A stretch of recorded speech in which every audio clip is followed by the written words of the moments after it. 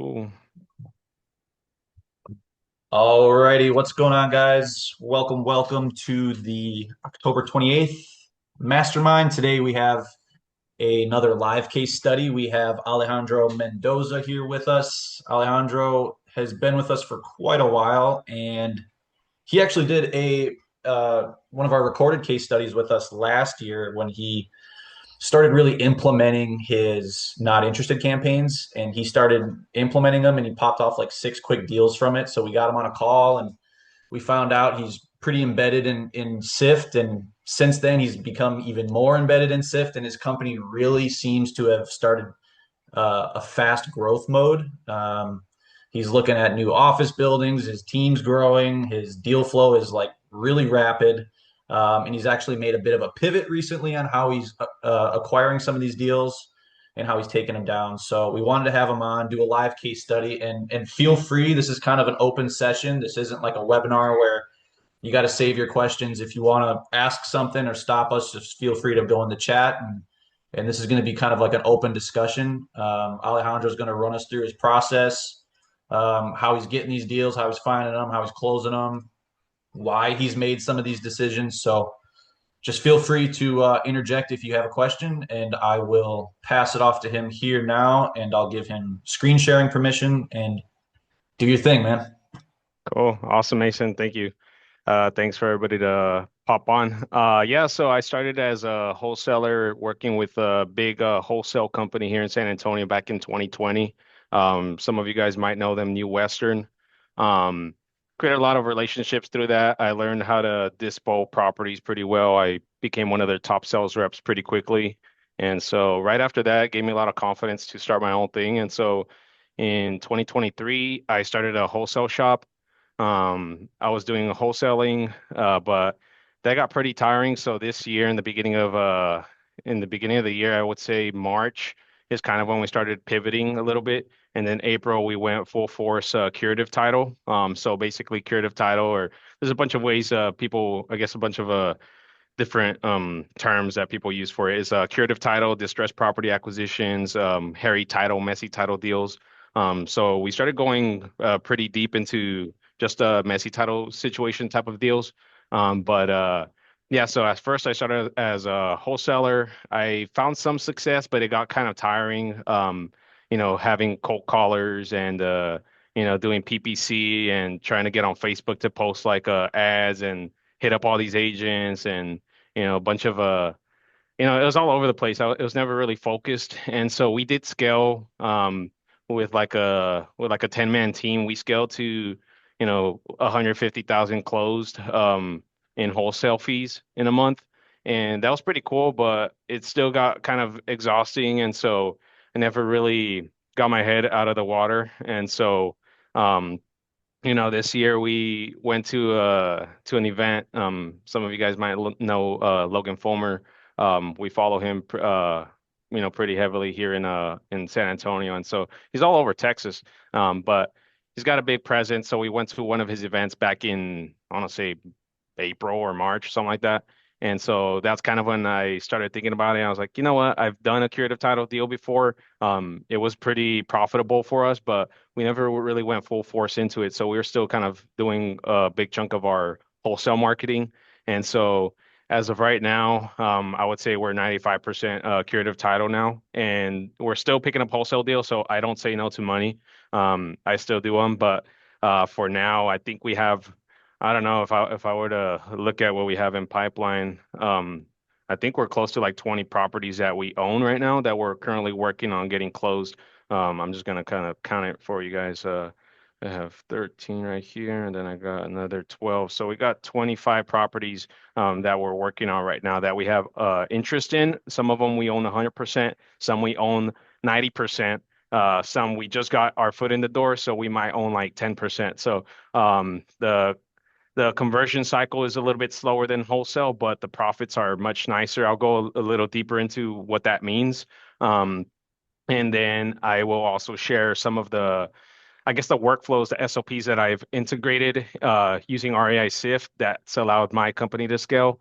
I would say I know people like to hear numbers, but I mentioned earlier that we scaled just doing wholesale deals assignments to, like 150,000 net profit in the month.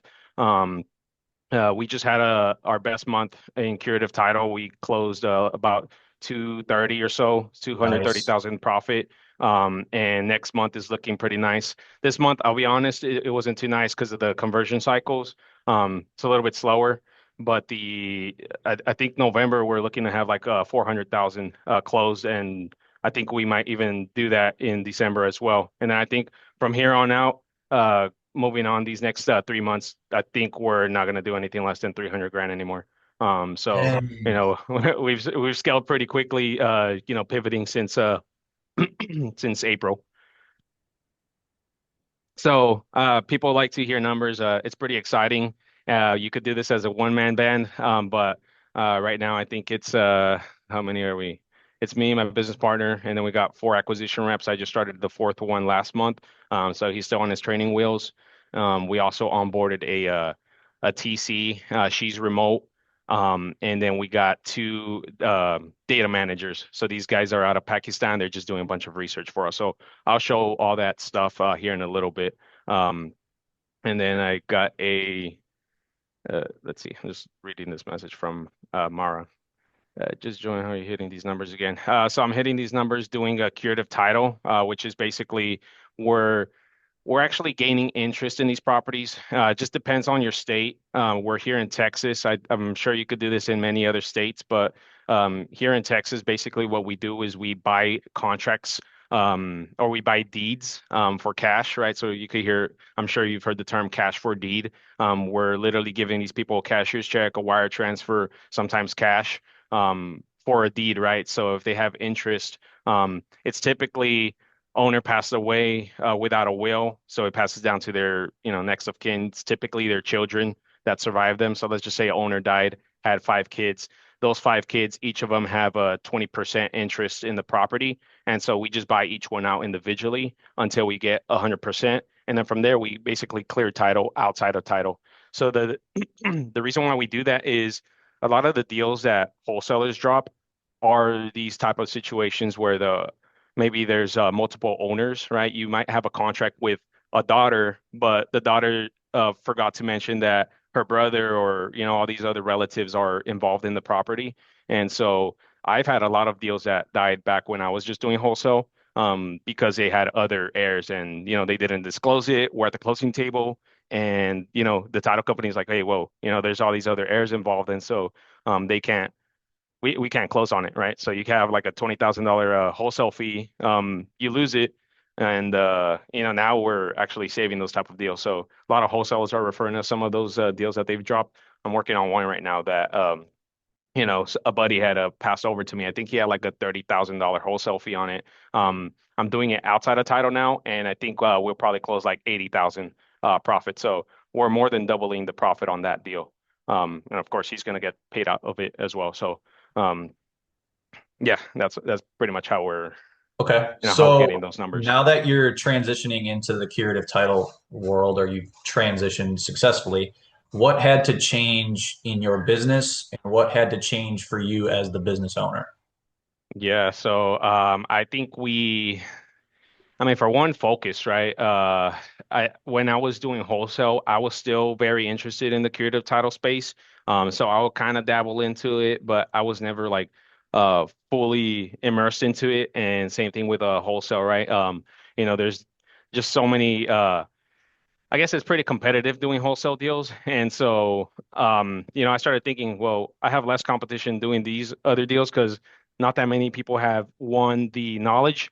And another thing is, not a lot of people have the capital to do it, right? So, a first time wholesaler might not have 10, 20K to throw into a property to, actually, get these bigger fees, right? And so, um, I guess, yeah, I kind of went on a tangent there, but what really changed for us is more than anything focus, right? We found something that can take your money pretty far.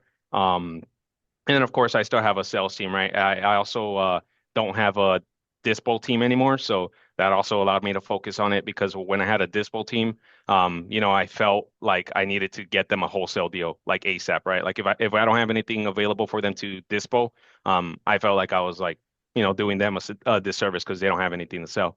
And so I never got out of that like mindset of, get a wholesale deal and, get these guys paid or whatever. And so now it's just full acquisitions, right? I don't really care if I don't have a dispo team. I'm still pretty good at dispo if I need to, but if not, I would just offload it to, somebody else that does dispo here in Texas. Um, so I'll say that that has been a big thing for us, changing team, right? So I don't have a dispo team, and now we're just pretty focused on it. Like I don't really do any marketing for wholesale. If it comes, I'll take it. And also another thing, I'm not doing any like PPC or anything. I still do direct mail because it still pays, pretty nicely. With direct mail, I'll say those are that's I guess that's where I'm still getting my wholesale deals from is direct mail. I just send out tax delinquent, absentee owned properties. I just stack those two, and it pays us pretty well. Um, but yeah, and then Okay, let's see, cool. what's your cash And what conversion about if cycle? oh yeah, you answer that first, then I'll have a Yeah, follow-up question. yeah. So Nathan asked, what's the ca cash conversion cycle? So it's been a little bit slower. I'll share some of the deals that we've closed. It could be pretty quick though, honestly. I'll share some that we've closed within 30 days. Um, but on average, I would say we're 3 to 4 months conversion cycle. So that's why the numbers are, um, like I kind of have a low month. Like this month is kind of low for us. But next few months, I think we've actually built out pretty good pipeline, so that we won't see any, low months anymore in the future. Cool. Oh, another question. A couple ones. So Mari asked, is there a lot of competition, or there is a lot of competition in Texas? Are you just doing small counties around San Antonio? No, there's actually a ton of opportunity. There's more than we've even touched, that we will ever even be able to touch. I feel like it's less competitive doing the curative title stuff, because um, a lot of these properties, it's the properties that the wholesalers aren't touching, right? I know REI Sift touches on this a lot where doing sequential marketing or whatever. Um, there's a lot of properties that wholesalers add to a dialer, and they're calling the wrong people because the person could be deceased. Um, that's the biggest one is the owner is deceased, so they're calling dead numbers all the time, and so the numbers that are getting missed by the wholesalers, I'm able to find those. And so as far as the counties that I'm hitting, I'm actually I would say a big chunk of my deals are still in Bexar County here in San Antonio, and so I haven't ran out of leads, and so I'm doing anything in Central Texas up to Austin. We just got our first deal in Dallas County. We got another one in Tarrant County. We got some in South Texas. So honestly, any county that has a relatively healthy real estate market is interesting for us because we don't want to buy in like the middle of nowhere where if I buy this property, it's just going to sit on the market. So those are little things that I do consider. Um, and then after that, how are you targeting these type of leads? I'm targeting them using REI Sift, which I guess I'll just kind of pivot into that. I'll share my screen and I'll show you guys what I'm doing as far as my SOPs. Um, and you guys can implement something similar to this. Let's see. I'm going to send a request to Yep. share. Boom. I don't know what shares. They didn't ask me which screen I want to share. Okay, there you go. Yeah, so as far as how I'm getting these, how I'm marketing to these leads, sorry, I'm trying to, Yeah, I'm probably gonna, show the journey from beginning to end of like this that flow. yeah, for sure. So as far as, can you guys see my screen over here? REI Yep. Sift. Okay, cool. I don't know when I share my screen, it kind of closes off the Zoom on my other screen, so Oh, it gotcha. was a little confusing. But yeah, so from start, basically, I get my properties. The couple lists that I do is code compliance, which I get from the city. So you could go to like San Antonio code compliance department. You could go to City of Austin, City of Dallas, City of Houston, wherever you are. Um, And if you're in a different state, I'm sure you got a code compliance department where you could pull a list. You can do an open records request. You shoot them an email or whatever, and they'll email you the list of code compliance properties. And then on top of that, I go to the county. So we pull from like 10 different counties here in Texas, and we just pull all the tax delinquent properties, and we will basically get rid of anything that has a balance less than 10,000. So 10,000 tax delinquency, and then also other stuff, right? You could, which is kind of like with code compliance, is fire damage houses, anything like that. What's it called? Yeah, just like fire damage houses. Um, and so typically, once I upload those records, I'll get them skip traced, and I'll basically go to my records list over here. And one by one, I basically create these filters, right? So I'll do like a tax delinquent, which you can also save them, but I'll show you guys how I do this. So absentee is a really good one. Vacant is a really good one. Vacant mailing is a good one. I play with these three filters. Absentee, what that means is that the mailing address is different from the property address. And so, typically tells me that the owner doesn't live there. And a lot of the times I'm finding that these absentee owners are basically heirs. So they're not the I guess they're not the owner on the deed. It's like the son or the surviving spouse or whatever. And so that's a good filter to use. And then I also just do the list, tax delinquent. And then you could also do like code compliance or whatever. Code violations is what I call it. And so apply the filter, and I'll basically filter out all the ones that already have a status. So I'll mark it junk if it doesn't meet my equity threshold. And basically right here, I got 113 records in here using the code compliance. I'm gonna delete that one. And just with tax delinquent, I have 21,000 records that I could go through. I'm going through them one by one, like on the weekend or whatever, and I'm kind of plucking them out. And I'm passing them off to my VA. So from the start, I basically upload all the lists that I pull from the counties or from the cities, upload them into REI Sift, use these filters. I could use absentee or I can use vacant property. Let's see this. Right here, I got 1,300 records. So this is a much more, I guess, focused list. I feel like these have been pretty successful for us, the vacant properties.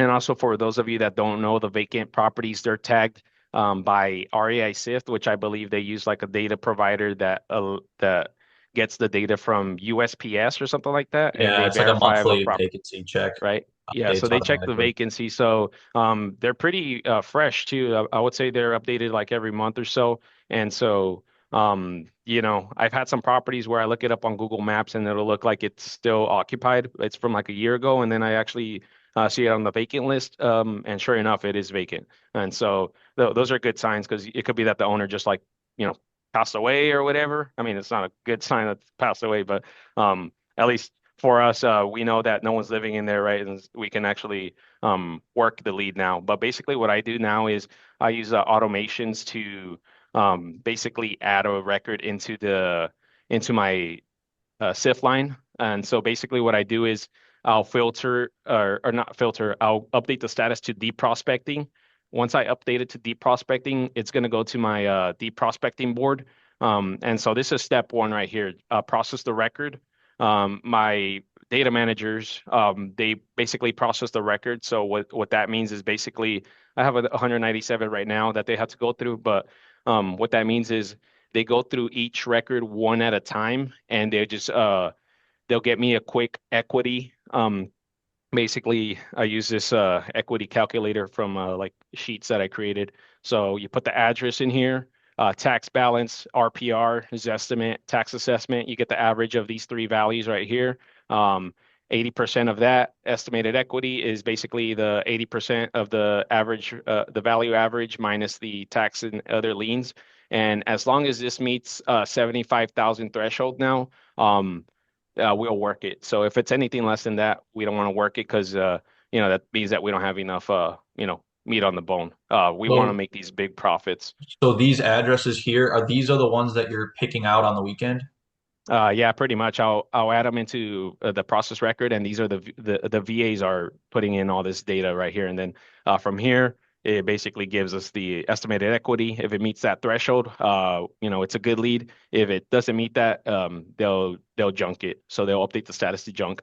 And then also this is how we can calculate our profit. So like if I want to make 50,000 on the deal, um, my max profit, if I buy this at zero, I could make 71,000 estimate. Okay. But if I want to make 50,000, well, basically I'll subtract my max profit minus the goal.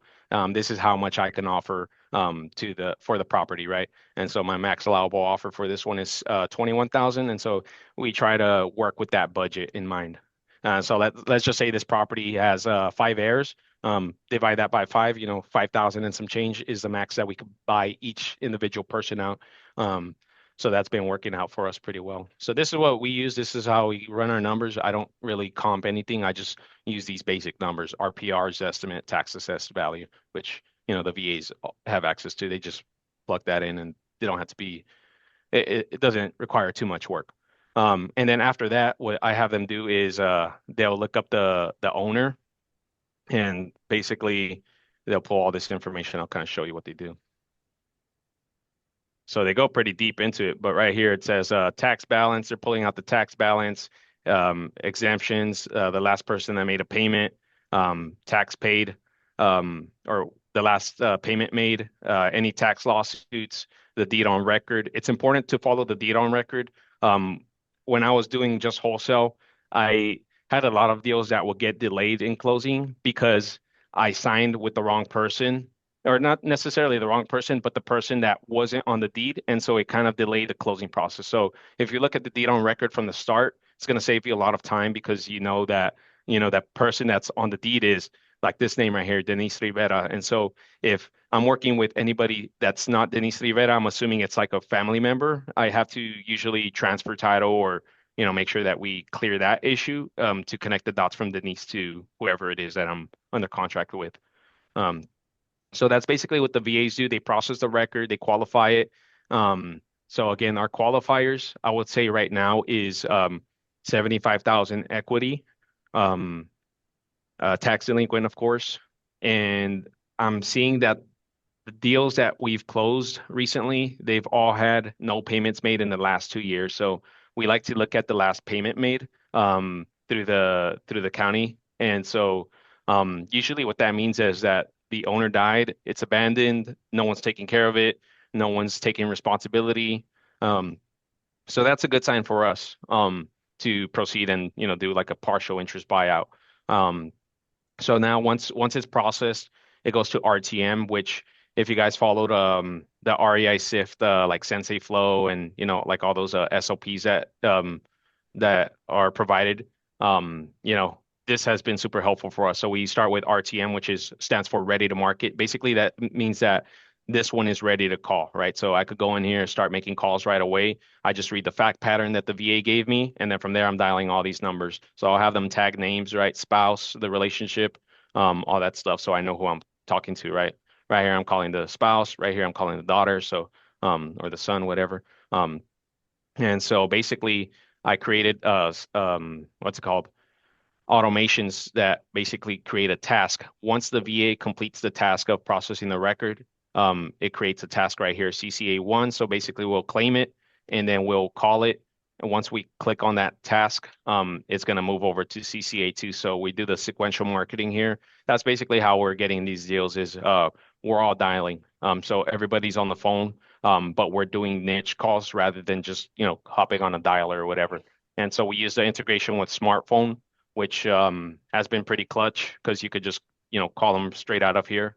You just click on this little logo, this little icon, and it starts dialing right away. So we just dial every phone number. Um, every single time we update the statuses, right? If it's no answer, wrong number, DNC, whatever. And the first attempt is usually the one that takes us the longest. After that, CCA2 is a lot easier because we've already marked out all the dead numbers, all the wrong numbers, all that good stuff. And so we basically do a 10 step follow-up process. So we call up to 10 times. Believe it or not, I've gotten deals on the 10th attempt. And so we go that far. A lot of people Daily? stop at five. Follow up daily? Or what's that? Yes, our goal is follow up daily. So usually my start I start at CCA 10, so I work backwards. That way it Right. doesn't kind of overlap. So I Yep. do CCA 10. I clear out my leads right here. So basically how I do it is I just kind of open link a new tab, all these records, and I just go backwards 9, 8, 7, 6, 5, 4, 3, 2, 1.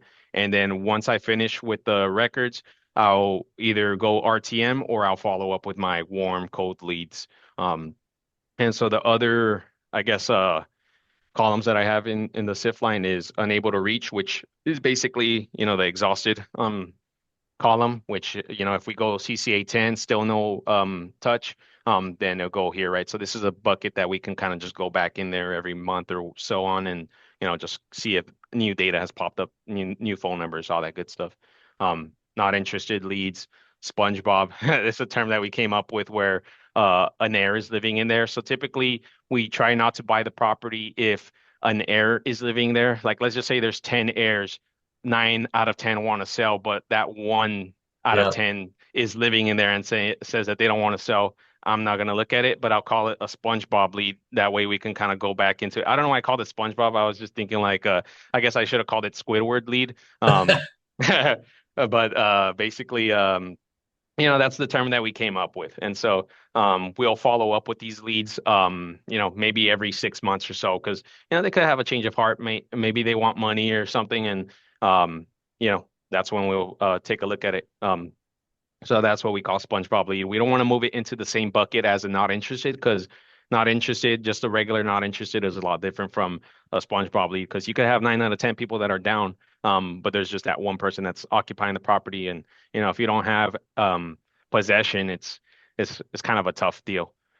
Um, and then on There's a market couple of leads. questions in the chat. It's two people asked, what is RPR? RPR is a platform that's provided by I guess, real estate agents. If you're a real estate Oh, it's the agent, if you have Nash. your Okay. license, it's yeah, I think the Realtor National Association of Yep. Realtors Okay. provides this. So RPR kind of, if you look up a property, it'll give you a quick number. So it's similar to as estimate RVM. Um, so um, yeah, that's pretty And much then RPR. someone asked, skip tracing service. You use Sift and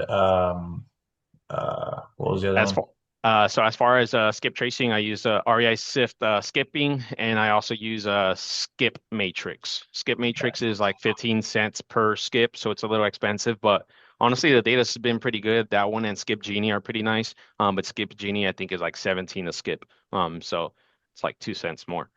Um, yeah. Is Hey, there I have any a other question. first one? Yeah. Hey, so when you earlier in the call you mentioned this is Nick, by the way, I buy and sell vacant land only in Florida. And when you mentioned the deed buyouts, let's say you have a situation where you have multiple heirs and you want to buy them out. Are you like getting a quick claim deed from each one of them and then doing like a probate or an affidavit of heirship so then you become effectively the heir? Is that how it works? I know Florida's a little different. I believe what I've heard in Florida is I think you do need to like open up probate. So I think you gotta Yeah. work with the heirs, if I'm not mistaken, in Florida, get them to open a probate. They kind of do like the I guess like the fact pattern of all the heirs, and then from there you can buy them out. Rightfully. And so I know in Texas we don't use quick claim deeds, we use warranty deeds, and we'll basically pay them cash or whatever it is, right? And so at least here we do have to do an affidavit of heirship. So yes, affidavit of heirship. But even then, if I feel confident in the owner, I mean, eventually I'm still gonna have to do an affidavit of heirship, but let's just say I'm trying to get my foot in the door quicker. Sometimes I don't even wait for the affidavit of heirship. Let's just say the first heir is just like, you know what, man, I'm down. I need cash right now. I'll just reach out to my attorney, have him draft up the warranty deed, and I'll have like a little closing packet with like a settlement statement. Just make sure that they, sign and confirm that they receive the receipts. I take a picture of the driver's license. Um, and then from there, I could close them out like today if I wanted to, right? I don't have to wait for a title company, but then I'm gonna have to get the affidavit of heirship from, any of the other heirs. Or Right. I might have to come back to the same person and ask him to sign, and I'm gonna need some witnesses, all that good stuff.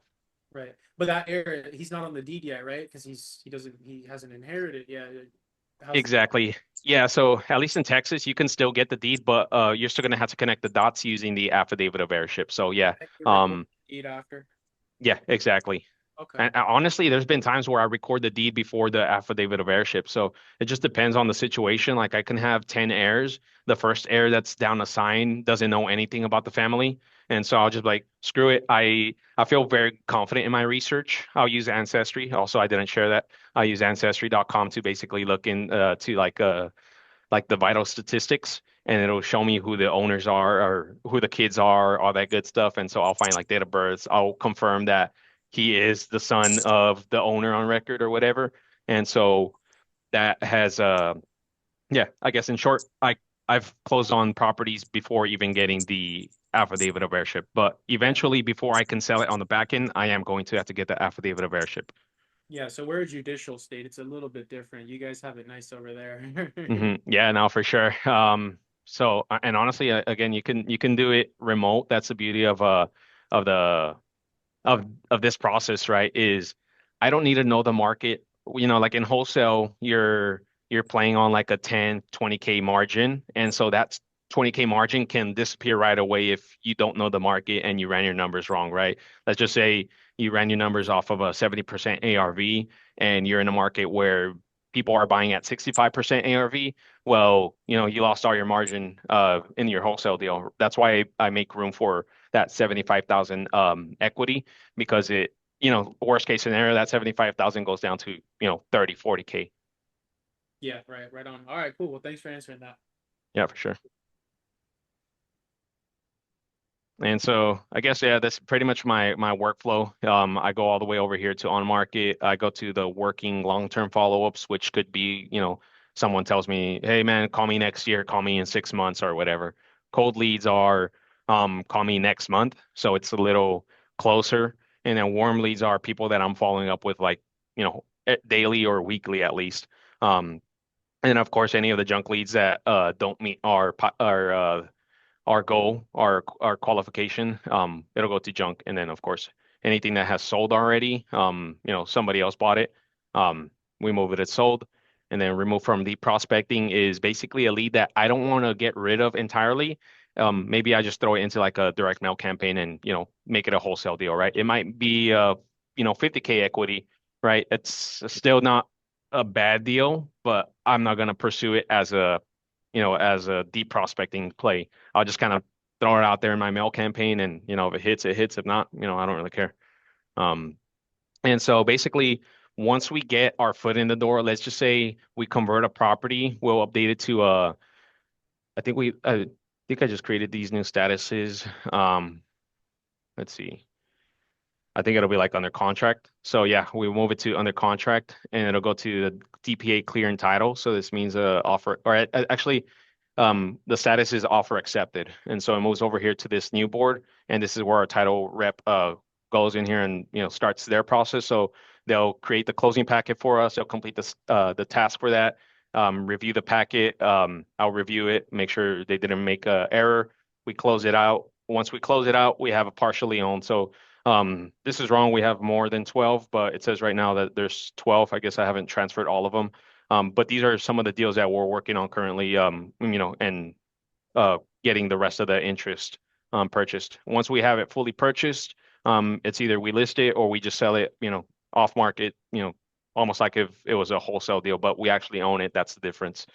Is we'll prep it for marketing, looking for buyer found, open title, um, confirm funding, closing pending, final closeout, closing funded. And so, um, yeah, that's basically our workflow. And then wholesale transactions, I'm not really using this, but um, yeah, so that's basically our SOP. And we built this out just using the automations in REI Sift. So that's our workflow is we do 10 touches. And again, I have my VAs doing all the research for us initially before we actually start calling these records. Jorge asked where you found your researchers. I found so I've had one of my, I guess both of them for like the last 2 years since I started doing wholesaling. I basically went to Fiverr. I looked up data managers REI Sift. And there's actually a few people in there out of like overseas, and they have experience with REI Sift. The guy that I found, he's out of Pakistan, and he used to work for a title company too, so that helps a lot. I think Stewart Title, which is a big title company here. They have like an underwriting department out in Pakistan or something like that. And so, there's a lot of experienced guys that know title underwriting, which is a huge thing for this specific, you know, um, I guess strategy. How much do you pay them? Uh, I think I'm paying them like $4 an hour. And Sounds good. but now I'm giving them bonuses. So they've been with me for a while. I think they started at initially at 350, which is pretty cheap. So you could get some pretty talented guys for low. But of course, I want to incentivize them. So we give them 1% of our profit. So now they're, doubling their monthly income because of the deals that we're closing. So we'll give them 1% up of our profit. They can have, $1,000 bonus in a month. So that's pretty dope for them. Yeah, that's Yeah. pretty good. I came in late. Am I allowed to speak? Yeah. Ask your questions, Yes, man. sir. All right, cool. I got a quick question. Your acquisition guys that are making calls, are those Americans, VAs? Yeah, they're all here local. They work with me in office. And so, yeah, all of them are in-house, in shop. And so as far as that goes, I guess I could kind of talk on that because I know a lot of people ask. Um, I'm not gonna say how much we pay them, but I would say we pay more than a lot of the other guys are paying. And so, I think a lot about retention, when we're hiring people. And so I don't want to have to replace people. I see a lot of other shops. That have to replace acquisition reps like every other month. And it's a high turnover role anyways, but I try to, keep my guys happy. I want them to, make good money as well. So I do pay good, I will say that. Um, and on top of that, I think, building out a sales culture, right? I think about the company that I used to work for before. If you guys were here in the beginning, I mentioned that I used to work for New Western, which is, a pretty big wholesale company.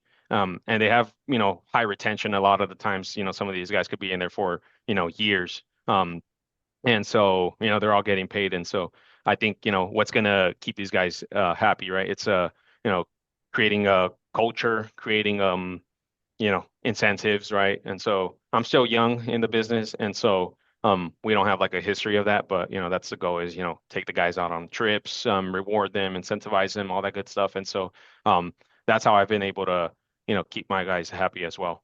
Um, I don't want these guys to, come here, learn the skill, and then, move on their own or whatever. How I'm many gonna acquisitions share. do you have? I have we were three for a little bit. Now I have four. One just started last month, and so it's actually my brother. He's on the training wheels though. So he's getting a lot better though. So right now it's four of us. I think next year our goal is hire two more, so have six full-time reps in 2026. And I think with that we can build out. At least I've been running the numbers with my partner. We look like we can get anywhere from 4.5 to 5 million next month net profit. And so that's something that I've never thought was attainable with a small team, right? Because coming from a large sales team, the there's like 50 people in the team to make those numbers, right? Now we're a 10-man band here in office, and so I think that that'll be pretty strong. But I'm trying to open up some slides now because I kind of wanted to share some of Oh yeah, my that's right. some of the I guess case studies and just kind of go over some of the other things that I wanted to share. Let me see. And I guess if y'all have any questions right now, I'm happy to answer them. All right, cool. Can y'all see this right here? Solving complex title issues. Yep. Cool. What did I do? Slideshow. So cool. I kind of touched on like the beginning, like Yep. where I get my deals from. So I use REI Sift as my CRM, tax delinquent list directly from the counties, code violation list directly from the city, vacant list directly from the city, or REI Sift. They have the vacant uh tags, um fire damage lists directly from the city. I never have bought data from a data provider. Those lists can be pretty foo-foo. Um, they could be like super outdated, so I don't pay for those. And then our qualifying process, again, our VAs use that equity calculator. They look for anything 75,000 plus equity, not owner occupied, over 2 years since last tax payment. This typically means that there has been a death. most of the times. It's very rare that the person is still alive. But the instance that the person is still alive, it's usually an elderly person living in there. At least here in Texas, I believe the county can't foreclose if the person is like over 65. Um, and so, those might be the cases. But a lot of the times I am finding that they are actually deceased owners. And then vacant is a bonus, but not a requirement. But there could be a tenant, there could be a squatter, there could be like a family friend just staying in there just so the house doesn't look vacant, people don't break in or whatever. And then our team, it's two owners. We are the jack of all trades, so I'll say we never stop production. We are like the top producers here right now. I know what it takes to be a top performer, so that's basically what I'm trying to do is I want to set that example and I want to set the bar high for, the next people that I hire. So, if you're thinking of hiring, you want to make sure that you are um, you know, meeting the expectations that you're setting onto like your new staff. Unless you're an established company, there's no way in hell you're going to hire someone and just expect them to, take on that role for you proudly and, never have an issue with it. Unless you put them on salary or something. Um, but we pay all commission. And so we have two VAs that qualify. They do the individual skip tracing for each record. So basically what I showed you guys in the beginning, they'll do all the processing. And then from there, they'll confirm the fact pattern of, they'll go on ancestry, look for surviving kids, date of births, all that good stuff. And then from there, they'll go to like True People Search, White Pages, been verified, any of those skip tracing platforms, and they'll add each of their individual phone numbers. And then from there, that's where we come in and we start dialing out of the RTM um, flow. And then, so we recently hired our fourth acquisition rep. We also just hired an operations coordinator, which handles our paperwork, transactions, all that stuff. It's, helping us a lot because, I was finding that I was doing a lot of the admin stuff for a little bit. And so we just recently switched full curative title in April. And honestly, next year we're probably thinking we're not even going to do wholesale anymore. Um, so that's how profitable this new, I guess, strategy has been for us. I'll go over a couple of the case studies. Um, this one was a wholesale deal. This was kind of in the beginning when we started transitioning.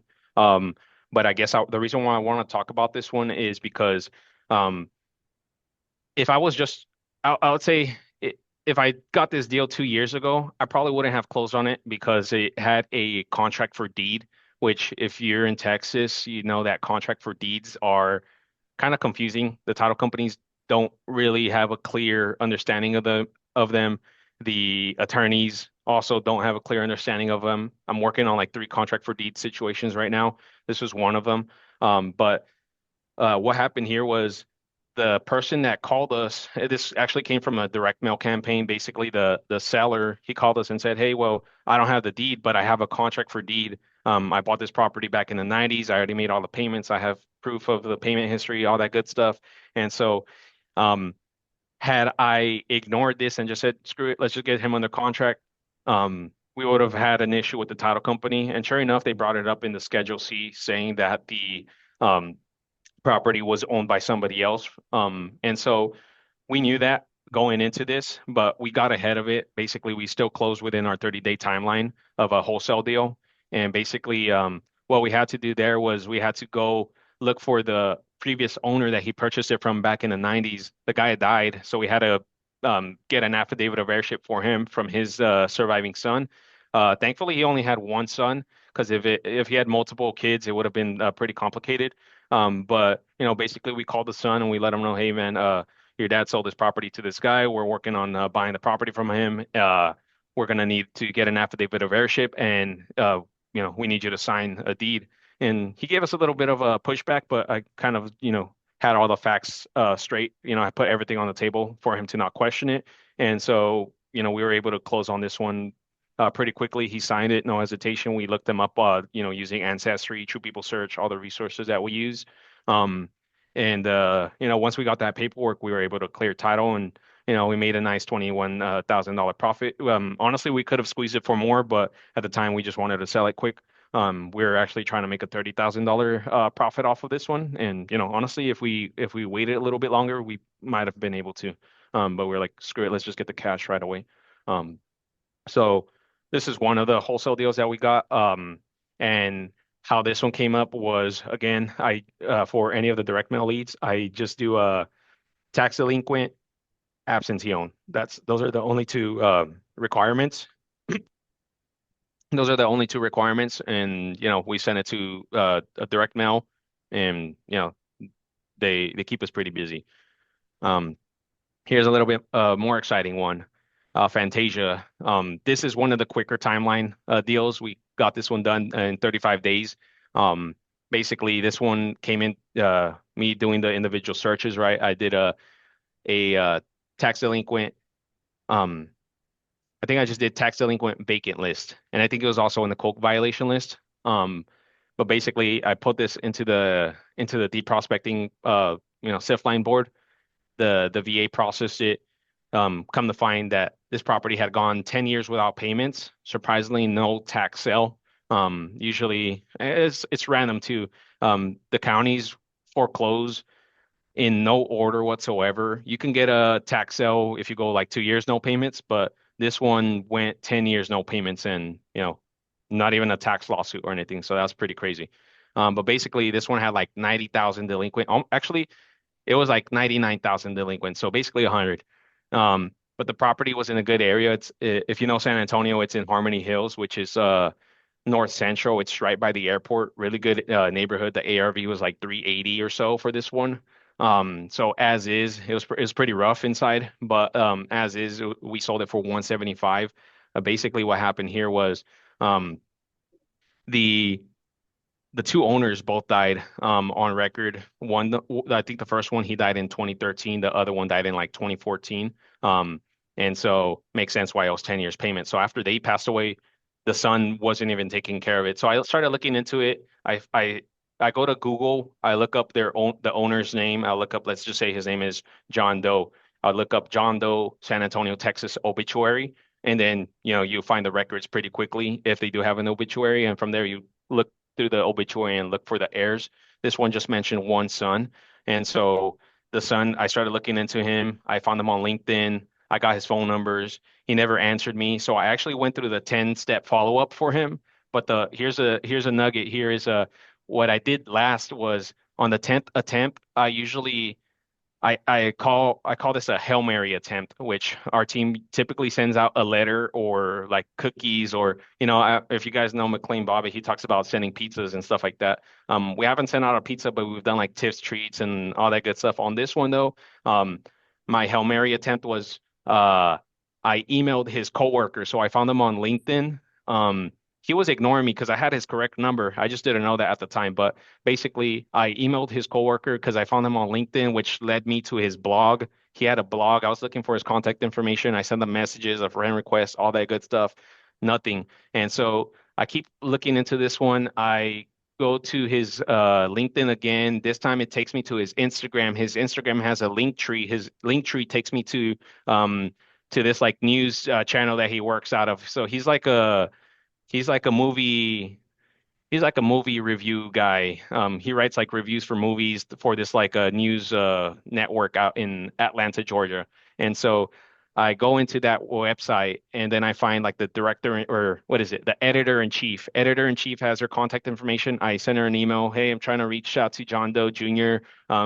He had this, or his parents had this property here in San Antonio that's got 100,000 delinquent. The county forecloses on properties that go delinquent, no payments for a long time. And so this one eventually will lead into foreclosure. So I'm just trying to get in front of this guy and see if I can help him and pay him out. And I'll basically handle all the litigation. I'll handle all the attorney fees, taxes, all that good stuff. And so she responds like within a couple hours and she's like, yeah, I would love to help you. He's a good friend of mine. He's been having a hard time, with talking about his family situation, all that good stuff. And so I guess he was just ignoring this whole situation. That maybe it was an emotional thing for him. And so basically, me reaching out to another person got him to reach back out to me, and he reached out to me from a phone number that I actually called him like 3 times, left him 3 voicemails, left him like 4 messages, all that good stuff. So he was ignoring me, but just the fact that I reached out to someone close to him, that they got them to respond to me, that was a nugget here. And so, doing whatever it takes, that's one thing that we take great pride in here. And basically, how I played this one out was I offered him $10,000. Again, never keep the seller's pocket in, like, don't worry about the seller's pockets, right? It sounds kind of selfish, but you don't know what a deal for them is, right? A deal for them could be, hey, man, if I'm going to get this $10,000 this week and, I don't got to deal with any of this like burden of having to, hire an attorney or pay these taxes or whatever to keep the property, that's cool with me. And so basically offered him $10,000, just one heir. We did an affidavit of heirship, got him closed like a day later. And the I guess like the rest of the cost that we invested into this was legal and extermination. We got an exterminator for like $500 because there was actually a hole in the roof and there was like some raccoons in the attic. So I didn't want a buyer to go in there and the raccoon like pops onto his head or something. So I invested that. But yeah, so net profit in 35 days, not a bad deal. We made 55,000 off of it. So the difference of this and the wholesale deal is the profit, but I guess yeah, you do have to have some money and there's other deals that don't require this much. So I'll go into some of the other ones. I'll kind of rush through this because I don't know how much time we got on this. Um, but here's another one. This was actually one of my first deals, 45 days. This one was three heirs. Basically, owner died back in like 2018. It was 3 years without tax payments. It was vacant. It was fire damaged. It was intestate. Basically means the owner died with no will. And so this was on the fire damage list. This was on the code compliance. This was on the tax delinquent. They owed like 30,000 in taxes. We paid 5.5 to buy out three heirs. 5.5 thousand. And then 500 miscellaneous. I forgot what it was, but I know we had like about 6,000 invested into this one. We made 55,000. So this one was half the investment and about the same return, a little bit more in the timeline, but you can make these profits in these type of deals. Um, so basically the play here was I was racing against the clock because a code violation had a demolition hearing. They were gonna have a hearing at the courthouse to try to demolish this building, which it actually was in pretty good shape, like, the bones at least. It was pretty smoked inside, like the whole thing was black. But the outside was pretty good. And so I knew that we could still save this one. And so, that was the pressure that I had, to put onto these heirs was, hey man, this thing has, and I wasn't lying. This thing had a hearing like the next week. And so I was like, hey man, we need to get this thing done because after this, if they approve that they're going to demolish this building, it's going to be worthless because the tax balance is more than what the land is worth. And after that, I'm not even going to give you anything, or I'm not even going to be interested anymore. So I had a lot of urgency on this one. I was kind of nervous. I was scared after we had bought the first air out. I was scared that the other guys were going to hold it out a little longer, and so thankfully they didn't. But that's Mill River fire damage. And then here's another one. This one did take a little bit longer, and I would say we have a few other deals that are taking about this timeline as well. But this one was 6 years without payments. Same thing, vacant, deceased owner, intestate. Nobody was taking care of it. Nobody was making payments. This one had like 9 or 10 heirs, so this one did have a lot more into it, and a lot of these heirs were negotiating. So they negotiated us up to 18,000 buyout, and then we had to invest 12,000 into legal. The reason why this one got expensive was because we actually had to send demand letters and stuff like that to get some of these other heirs to work with us because they were just ignoring us. And so, sometimes if we reach out to them, they might think that we're a scam or this is, fraud or whatever. And so we had to show them the proof. We had to get our attorney to send them a letter or whatever. And so this gets the conversation started. So legal can pile up pretty quickly, especially if you have, over 5 heirs. And so this one we invested about 30,000 all in. So this one was a little bit more expensive. But we closed about 60,000 profit off of this one in 3 months. But I mean, if you average it out, 20K a month, not a bad deal. And I think that's pretty much it. But yeah, we Awesome. have a bunch of other deals like this that we can, that What we're about working on. questions? So Anybody have questions? I'm sure there's a few out there. Hey, You want Alejandro, to I have just a question. unmute? Yep. yes, sir. Quick question. So when you, because looking at the case studies, when you invest those or put those investments out to, I guess, take over their positions, is there a risk of you ever, I guess, not getting that money back, or like what are the scenarios where you kind of That's put some money out and the deal doesn't go through? Yeah, that's a great question. Honestly, that was our biggest hesitation in the beginning of getting this started is like we got our first deal we invested 22,000 into. We made 75 off of it. I didn't include it here, but basically that was something that we were concerned of. And so I guess when you're starting off, if you don't trust your underwriting skills, there's resources like ProTitle USA that they can basically do an underwriting search, or they'll do like a title report for you and everything, kind of like what a title company would do. I think they charge you like $150. It takes them like a week to turn it around. And then from there, they'll basically confirm, like make sure that you're actually talking to the right person, all that good stuff. Um, what it'll look up is the deed on record. If you don't know how to do that, you could just go to your county, look up county land record search. Here in Bear County, it's the public record search with the county clerk. You go here, and if you're in Texas, it's going to have a similar interface, at least for most of the counties. So you go in here, you look up the legal description, lot, block, NCB, and you could also look up by the owner's name, um, and you can find all the deeds. Or you can find the most recent deed in here. And from there, I just sort it by the most recent. I look for the latest deed pertaining to that property. And so from there, I'll basically draw out the fact pattern, right? So the owner's deceased, which I would say, again, 95% of our deals are deceased owners. That's where I'll look up the obituary, look up the family tree, call the heirs, confirm the facts, make sure that I'm making the right um I guess analysis. And then from there, yeah, I guess in short though, there is that risk, right? You can make that screw up. We've almost made a screw up before. Thankfully, nothing that we've actually capitalized on, or not something that we've actually invested into, but we almost did buy a property where we were talking with the wrong family. So that is a risk. And that's why we do buy these cheap as well.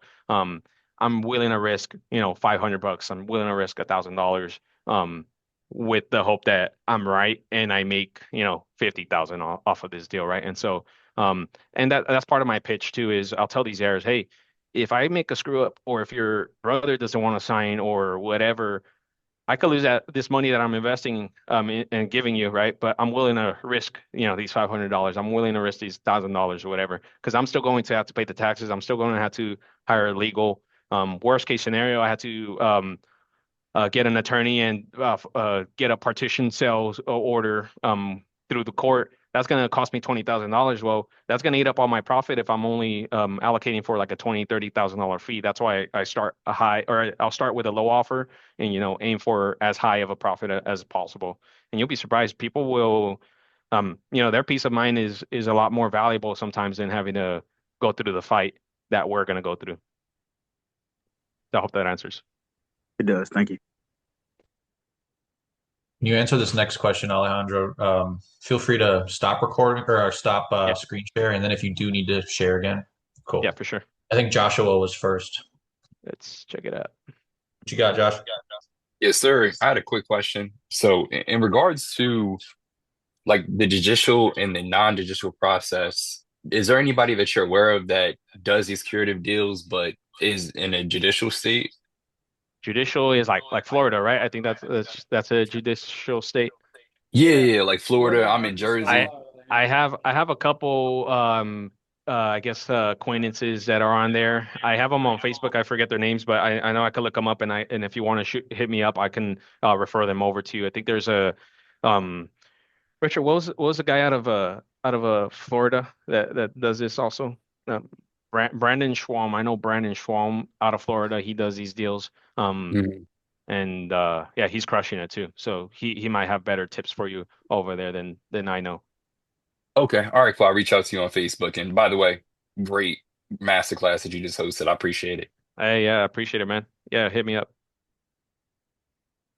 Mara? And then Hey, quick question. So after you get these deals, you're dispositioning them just like putting them on the market as is, right? That's how you're doing all of this. Yeah, so if you want to just look at your bottom line and look at your return, you could do a flip. And we did that on our first curative deal. We flipped it and we made, double what we would have made if we just sold it as is. But the thing is, I learned real quickly that it takes a lot of time. So your dollar per hour is probably more valuable doing this, which is acquisitions, than having to look for contractors, chase them down, get supplies, all that stuff. And so real quick, I learned that I don't want to be a flipper.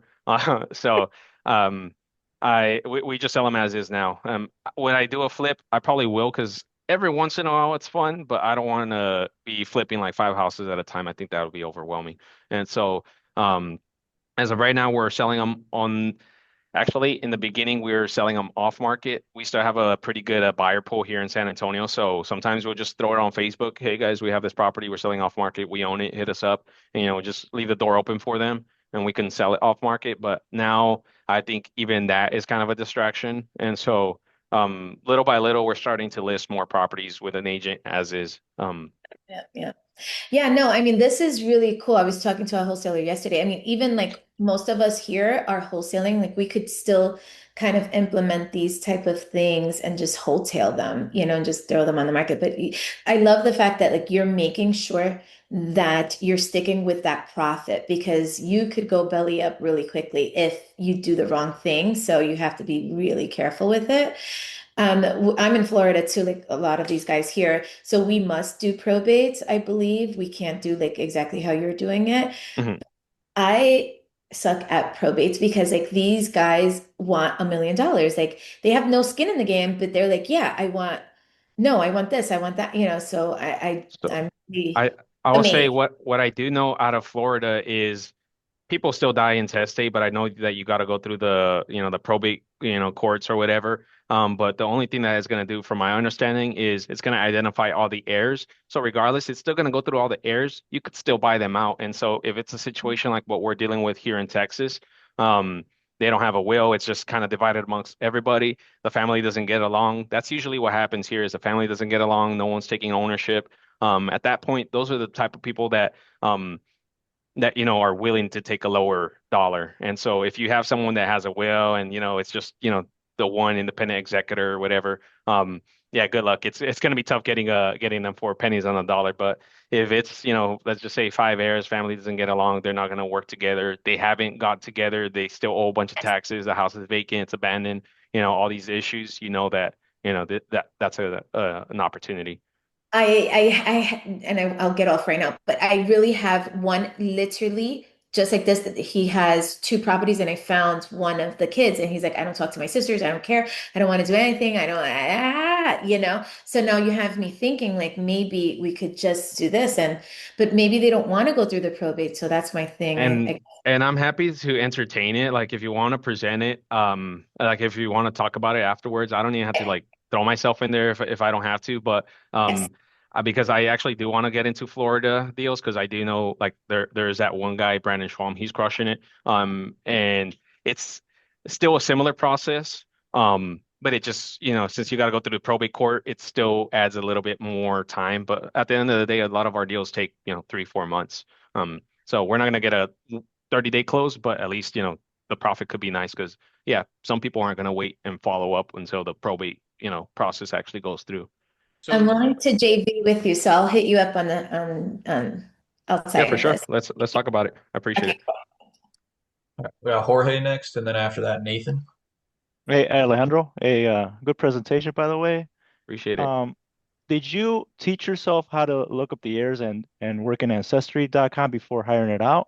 No, actually, my VA was actually pretty good at that, but I did learn slowly. Basically, it's actually not that hard. Ancestry, there's a few ways you could do it, and I've also done this for even when I was doing wholesale deals. Every once in a while, I still had to look up an heir. I didn't have to go this deep, but I had a little bit of exposure to it, and so basically, on Ancestry, I guess I'll share my screen real quick, and I'll kind of show you guys some tips there. Yeah, Um, thanks. because it's um yeah, it could be a little confusing, especially if you're doing it for the first time. Can you see this? Oh, so Ooh. here's a couple things that I do, right? So the first thing I do is look up the deed on record. So whoever that guy is, I'm gonna look this guy up because this is one of the deals that we already closed. So places lived, put the person's name, the year of birth. A tip that you could do is go to True People Search first, look up the property. Here's that deal I already closed on it, so it doesn't matter. It's gonna tell me his date of birth. He was born 1958. That's how I know where he was when he was born. True People Search gives you that, and they're pretty good with it. It doesn't give you the full date of birth, but now we're basically going to be able to find right here. Click on birth, and let's see. I think he was actually born in Dallas County or something like that. But let's see. No, I forgot how I found him. But I think you could play with it. So you can also do this. So right here, I'm not getting the guy I'm looking for because his middle name is Eugene. But there's other ways. So if I know his father, I can also go here to birth, and you can look up the parent's name as well. So I think it's, let's see, Eugene and Teresa. So father, Eugene, Teresa. Let's do McKinney. They lived in, it's gonna do Texas. Keep it wide. He was born in 1957, right? So I just, 58. You could play with it. You could put the person's name if they have a common name or something like that. You could put their parents' name. And let's see, I didn't put the mom's name because sometimes if they weren't married at the time, it could have her maiden name. And here he is, Michael Eugene McKinney. He was born in McClellan County, Teresa Sealy. That's why I didn't put her last name because that's her maiden name. Michael Calvin McKinney. These are the owners on record, Michael or Eugene and Teresa. And then this was the son. This is how I found him. And then it'll show you all these other related results here. And so you can find obituary. It'll show you like the, father right here, birth records. So whenever I'm looking for them, I'll also go off of their date of birth. So there's some platforms that allows you to look up their age or their date of birth. And so if you go by the date of birth, it's going to kind of hone into it because, how many other Michael Eugene McKinneys are born on January 9th, 1958? Probably the only one. And so, this allows us to go pretty Are deep you into it. going this deep initially, or is this after you Um, exhausted it like 10 times and they don't?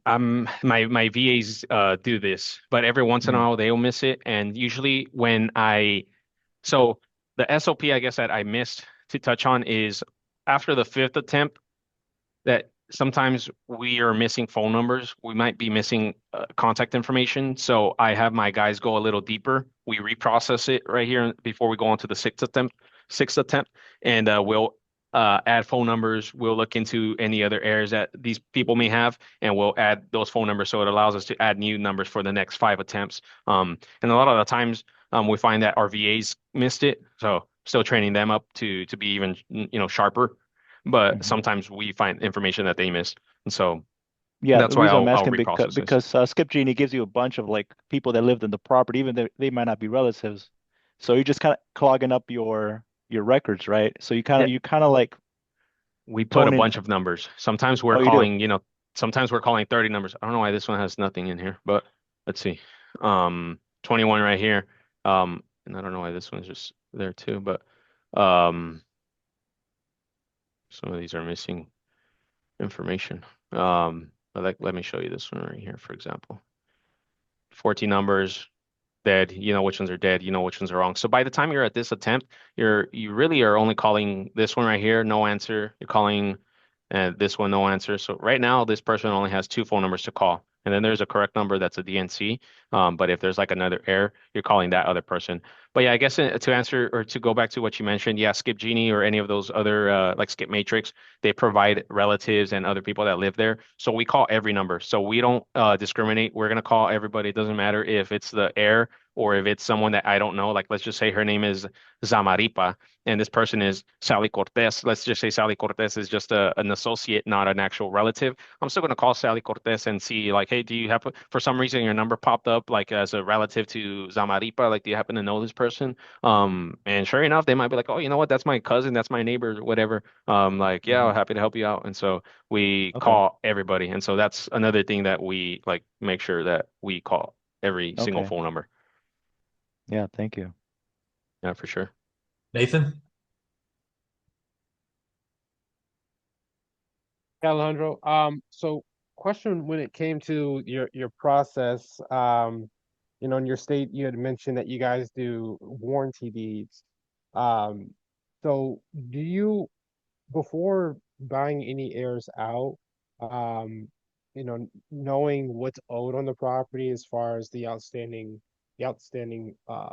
mortgage, do you pull title just to make sure that that's the only thing that's the only lien on the property, or what do you do before buying any heirs out? Yeah, just recently we kind of decided that we're going to do a ProTitle USA report. So basically that's a service. You look it up, ProTitle USA on Google. They do underwriting for you. But our team is pretty good at finding the deed on record. So I'll have my VAs at least. And again, I had that one of my VAs, he used to work for Stewart Title, so he knows how to underwrite. I'm like looking on the deed records. But basically he'll look at the deed of trust to see if I mean if there is a deed of trust on the property, he has to make sure that there's a release of a lien. So he'll also reference the release. And if there's no release, then we'll also keep that in mind. But the thing is, one thing about tax delinquent records is 99 out of 100 do not have a mortgage because the mortgage company pays the taxes every year. And so if they're actually delinquent for a certain amount of time, um, chances are that the mortgage is already paid off, unless it's like a owner finance type of a mortgage or something. Got it. Okay. I mean, do you ever come across situations where they paid off the mortgage and, they say they have a HELOC on it, or, other liens from other creditors? Thankfully, I haven't had that yet. I would say there's abundance that of properties that do not have a mortgage, but we have had one that had a reverse mortgage, which we're currently working on right now. We're gonna see what's up, but basically the owner died like freaking 6 years ago. They never foreclosed on it, so we're thinking it's past the statute of limitations for them to foreclose, and so we might be able to get rid of that and just strip it. So currently working with the title company to see what's gonna happen with that one. But yeah, we did keep that in mind with this one, and we did um I guess include the balance of the reverse mortgage in mind when we were negotiating with the heirs. But yeah, that was a risk involved in that one. But yeah, honestly, a lot of these tax delinquent ones, you're not going to find a mortgage, especially if they're delinquent for that long. Let's just say 3 years, no payments, 20, 30 grand in taxes. Um, if there was another creditor, they probably would have already foreclosed on it. So, some things to keep in mind. But yeah, just keep in mind like the statute of limitations too.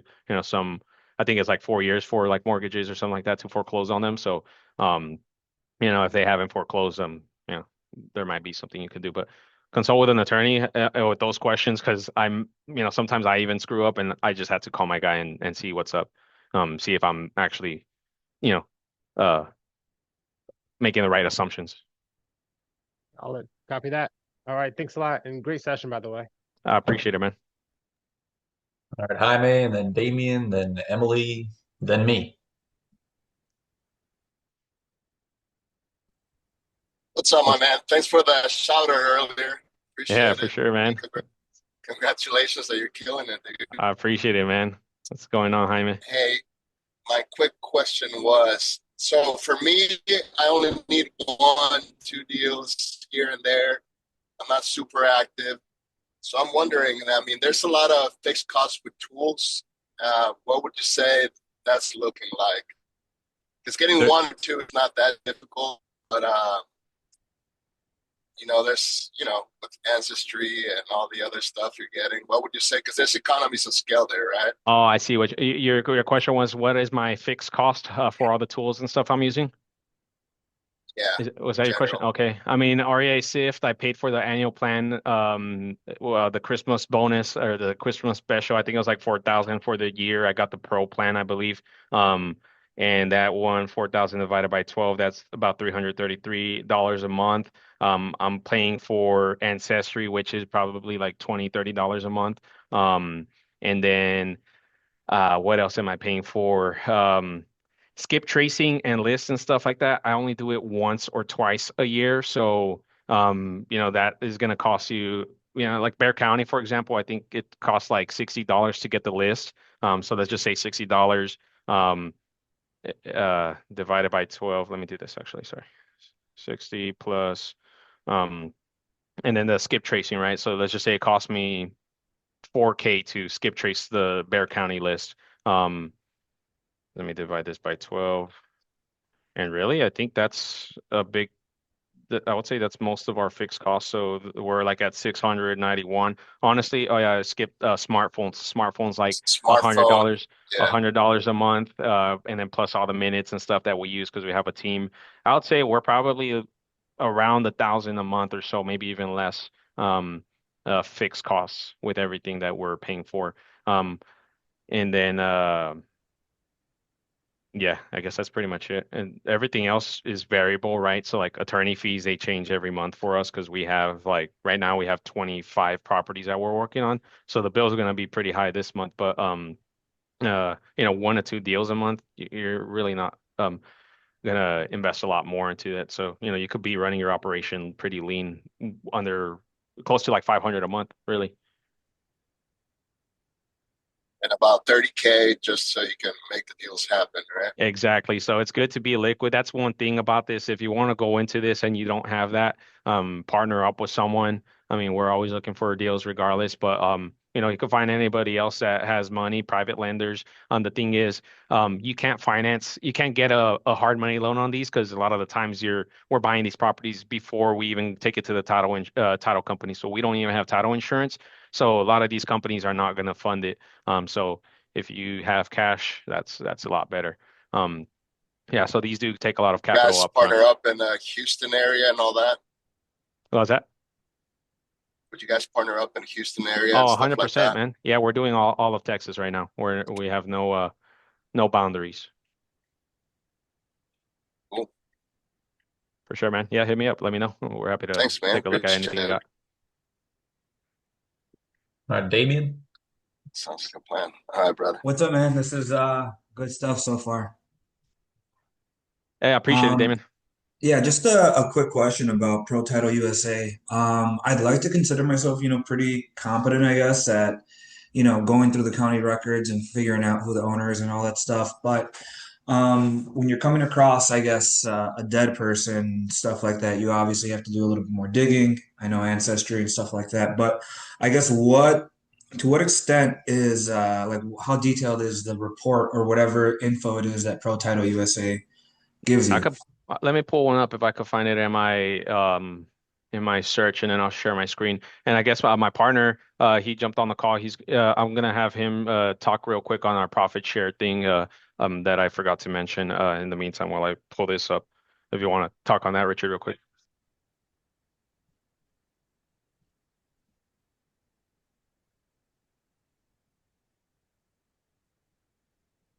He's having mic issues. 1 sec. I think he's gonna. About now, y'all hear me? Got you.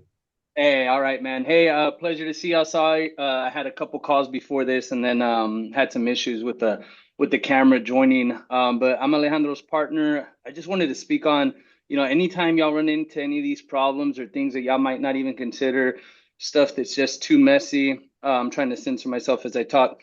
But in general, things that aren't ideal. We have this profit share program we've already ran with several partners, which is if we net, obviously he talked about we look for a $75,000 spread, and from there is what we use to litigate and then capture interest within other properties. We typically, more often than not, are ending up with over a $50,000 spread. But if we make anything less than 25,000, we pay 6%, 25 to 50,000, we pay 9%, 50 to 75, we pay 12%. And if we make anything north of 75,000, it's a 15% spread. So we've had deals sent to us where we're making a six-figure spread and that individual's making north of 15,000 just by passing the lead. So if any of that happens, don't hesitate to reach out. And then obviously we don't mind collaborating and just, shooting the stuff and seeing what's up regarding any type of fact pattern on any deal. This stuff, it gets exciting. You're almost like this private detective. It's like this, wild stories that happen day in and day out. We don't mind kind of chopping it up and see if we think there's even a solve there, and then kind of playing it that way. But I think all the questions y'all have asked are spot on. The only barrier to entry here really is a longer sales cycle. You're putting some very tangible dollars on the line in terms of liquidity, but the ROI is significant. And it's not impossible to get into either because, I don't have a background in real estate. I didn't know how to spell it before March. I have 15 years of enterprise sales experience, working with Fortune 300 companies at the C-suite level for organizations that have about 1,000 and 25,000 employees. And I won't get into that backstory, but it took a hard left turn. I got in this with Alejandro, who has just been, just a complete savant when it comes to operations, SOPs, and real estate in general. But we've been able to create something really special, and we're excited for the future. Heck yeah. So I'm sharing my screen now. Thanks, Richard. Damien, if you want to, or if you guys want to see what this looks like. So this is one of our first properties that we closed on. We were kind of nervous that we were going to miss something, so we did pay for the ProTitle on the first deal that we did. And so they basically look up the owner on record, Juan Gonzalez, the parcel, all that information, the vesting deed. He bought it in 99. It references the deed records, so you could look it up. Chain of title, it gives you the chain of title. So even before him, when he bought it from Serapia bought it from, I guess she sold it to him, and I don't know, it looks like it kind of went back and forth, unless this is another Juan. But yeah, so Juan Gonzalez. It kind of shows you several of the deed chains. So it's good to look into this because if it's passing through family, it's important to make sure that they're not like little gift deed, partial deeds, stuff like that. You want to always look for the warranty deed or the deed of trust. Those are usually the ones where it kind of starts. And so chain of title, open mortgages, mentioned that he had a mortgage, but they didn't find the release. I actually found it myself. So there was no mortgage, but yeah, it does pull that as well. Deed, active judgments, right? So this is also good. We just had a deal that we didn't do a ProTitle USA report on, and one of the heirs, he had like a 4K judgment to his name, so that ate up some of our profit. But that's why we also allocate for these large profits, because there could be these judgments that had to get paid at closing. So you got to keep that in mind. But the cool thing about this is a lot of these are negotiable. A lot of them are past the statute of limitations. So a lot of these just end up getting washed. And some of these, they're not the same person. It's just like the same name. And so the title company will do like a not the same person affidavit or something like that. And they'll wipe out a lot of those. So all the delinquent taxes, so it pulls that for you. This is just like the county report, I think, from the CAD. And then it's going to show you some documents, right? So they even pull the warranty deed for you so you can reference it. So this is when he bought it with a vendor's lien. So keep that in mind. So this is what the ProTitle USA report is, 85 pages. It's pretty deep. It's pretty detailed. Cool. I have a follow-up question to that, if you don't mind. Yes, sir. So when I know you said that you're calling, if you're looking for somebody and you can't reach them, you're calling friends or family or whatever, people that might be associated with them. But I come across a lot of people where it's like, pretty off the grid. I know LexisNexis is pretty good. But I don't really have access to that. Do you have anything? I know it's hard to get access to that, I guess. Yeah, that we don't even use that, believe it or not. I will say a nugget that I didn't share that I was going to get to is forewarn. If you're a real estate agent, or if you know a real estate agent, forewarn is pretty clutch. Actually, I don't even think you need to be an agent, but you need to apply for it. So it's not just like a quick like let me subscribe for it. Forewarn has some really good phone numbers in there, and so that has allowed us to get numbers that we don't find on like a True People search. But the one thing that you can't do there is look up their addresses. So you can't do a lookup by their address. You got to actually have like their name, their zip code, all that stuff. So if you don't have that, where we go is we actually just recently got a deal by hiring a private investigator. So those are the distances that we're going with these deals is there's a company here in San Antonio. It's called the Baker Investigations, I believe it is. Sean and Larry Baker, I believe. I think they're out of San Antonio, former FBI agent. Like he found They're out of freaking Floresville here in Wilson County, but okay. they work a lot in San Antonio. Yeah, so they do pretty much all statewide, and so they've actually helped us out with finding some of these people. They found a guy that we couldn't find by, I guess they contacted like a friend or something. I don't know how they knew that that was like an associated person, but they called the person and they're like, oh yeah, he's a friend of mine, and he had him reach out to the private investigator. The private investigator got us on the phone with him. So, yeah, so those are the distances that you could go with that. Other things, I mean, that I haven't had happen to me yet, but I've had like 4 homeless people already that have sold to me this year through these like contract for these cash for deed situations. And it's always just calling the other person because I can't find phone numbers. So I'm calling their kids, I'm calling their cousins, I'm calling all this stuff. They'll tell me, hey, well, this guy's under the bridge. I don't know, like I can kind of help you where he's at. So, I mean, if it takes that, I haven't had to do it yet, but getting in front of the door or, pulling up to wherever they are. I mean, if it's not too far from you, I mean, that might be something that you got to do.